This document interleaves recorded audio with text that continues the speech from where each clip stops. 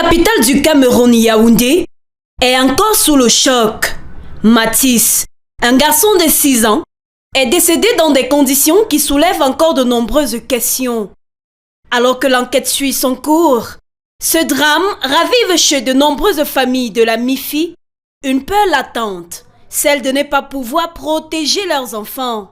Au-delà de l'émotion, le décès de Mathis laisse des séquelles dans la conscience collective. Un responsable de famille rencontré dans la ville de Bafoussam fustige ce crime. Il n'y a pas de raison qu'un enfant de 6 ans paie ce prix, même si les parents ou les voisins ont des problèmes.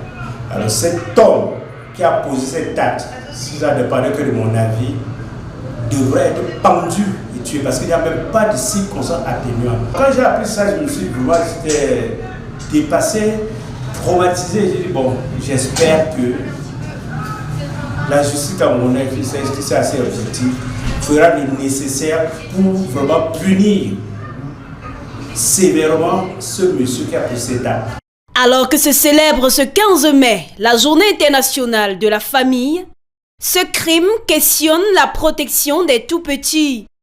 À l'image du ministre camerounais de la promotion de la femme et de la famille, le délégué départemental du dit ministère pour la MIFI exprime ses condoléances. C'est une situation que nous devons condamner. La violence n'est pas normale. Très souvent, la violence est intentionnelle. Et pour d'autres qui subissent même cette violence, ne disons pas que j'ai subi au nom de mes enfants. Tu pars dans un service qui peut vous apporter de l'aide. Et je dis souvent aux clients qui viennent dans nos services que le conseil que l'OMIMPROF va donner, ce n'est pas le conseil qu'un ami ou un voisin va te donner au quartier.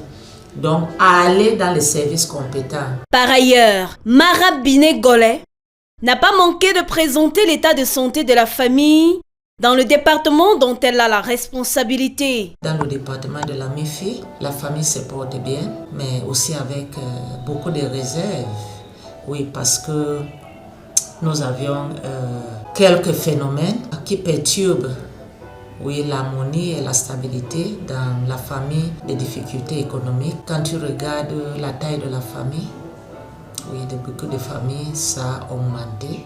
Le marché a aussi augmenté ses prix. La famille qui se nourrissait avec 500 ou 1000 francs par jour n'arrive plus. Nous avons ce problème de changement climatique.